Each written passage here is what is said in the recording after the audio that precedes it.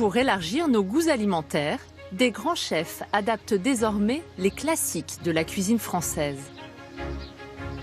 Au château d'Écully, l'Institut Paul Bocuse forme des cuisiniers dans la tradition et l'excellence. Mais depuis peu, le laboratoire de recherche de ce temple de la gastronomie se lance aussi dans la création de recettes aux insectes.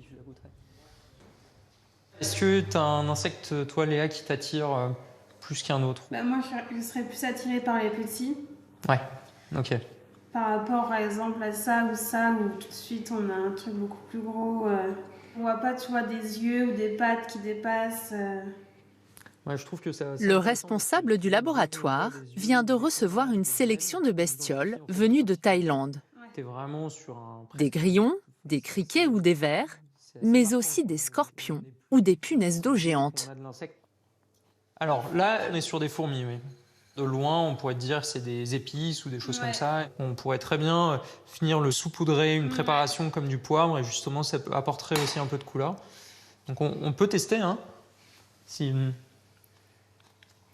Ça n'a pas vraiment de goût particulier et ça a une texture un peu de sable. Moi, j'ai un goût un petit peu piquant non, en fin de bouche, mais c'est très léger. Hein. Alors moi, je passerai, tu vois, là, moi, ça me plaît bien, ça. Ça? Ouais. Donc ça, on est sur des vers à soie. Hein. Je trouve qu'il y a un côté attirant, on est sur un côté luisant, c'est doré. Alors, tu vois, regarde, c'est pas mal. Hein, et quand tu casses, tu as un côté très poudreux hein, à l'intérieur et j'ai l'impression que ça s'effrite bien, tu vois. Regarde, on peut très vite faire une sorte de poudre avec. Alors, c'est assez farineux, mais on a un côté un peu noisette, un peu cacahuète. Ouais. Après réflexion, le chef opte pour une sélection de 4 insectes. La fourmi, le ver à soie, le grillon et le ver morillo. Pour une alimentation du quotidien, comment est-ce qu'on le mangerait? Avec quoi on l'associerait?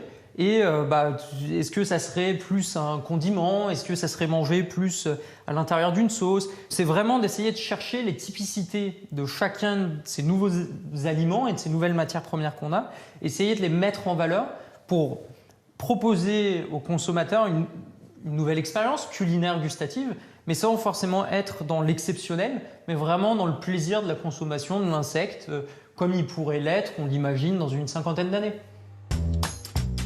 Pour commencer, le chef se lance dans un velouté au ver à soie. Donc là, je viens réchauffer ma préparation, mon velouté de chou-fleur. Hop. Donc là, dans mon velouté, ça, le côté un peu noiseté, ça peut être pas mal ça.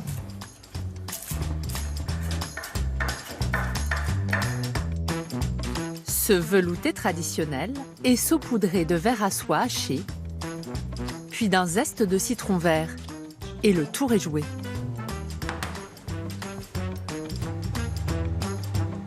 Le cuisinier s'attaque à présent aux fourmis.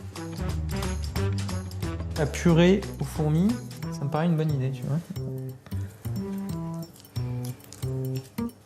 On dirait des grains de moutarde. Hop, et allez, on va faire réchauffer tout ça. Tac. Est-ce que ça rebute? Pas tant que ça, je trouve. On va voir surtout au goût si on a le côté un peu poivré qui ressort et qui permet vraiment de mettre en valeur la fourmi en tant qu'assaisonnement.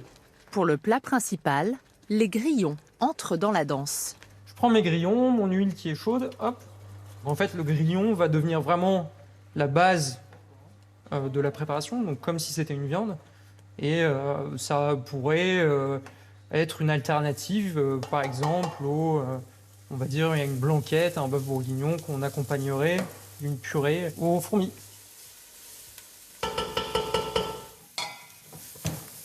Alors ça sent très fort. Hein. On n'est pas déçu par l'odeur. Hein. Donc je viens intégrer mes carottes. Hop. Ce classique de la cuisine française revisité est baptisé le bourguignon. Hello Julien. Salut Nicolas, tu vas bien?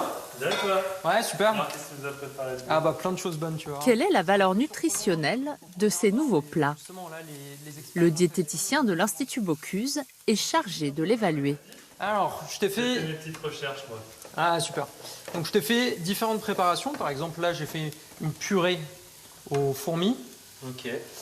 Donc tiens Nicolas, hop, une première préparation qu'on peut goûter ensemble. Alors j'en ai mis un peu, hein, c'est justement j'en ai ramené un peu plus pour qu'on voit si on peut pas monter. Comme ça si on On monte sent en bien le continu, fromage. on sent bien le fromage. Ouais. J'ai mis un peu de Beaufort dedans.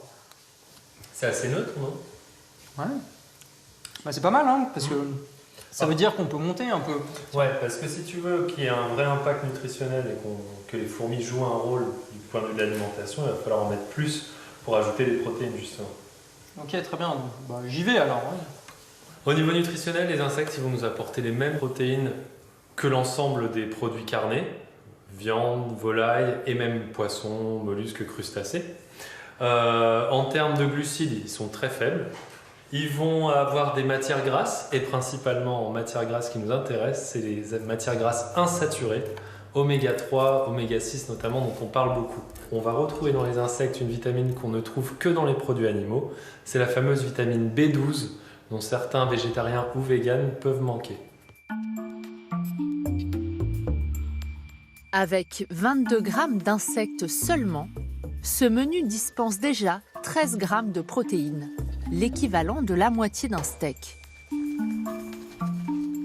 En intégrant les insectes à des plats familiers, le cuisinier défricheur espère que les foyers finiront par les adopter. Bah, je pense que ça peut marcher. Alors, faut le découvrir, ça c'est sûr. Une personne qui va ou consommer la première fois un insecte, forcément, ça sera un peu choquant, un peu rebutant, mais en fait, ça devient comme un ingrédient comme un autre. Ça peut être une épice, ça peut être une matière première de base avec lesquelles on va faire des recettes. Et je trouve qu'il y a du potentiel pour des premiers tests. Nous, on a du travail à faire pour essayer de s'approprier l'insecte. C'était un premier essai. Mais justement, on va voir jusqu'à où on peut le pousser. Et bon appétit, bien sûr.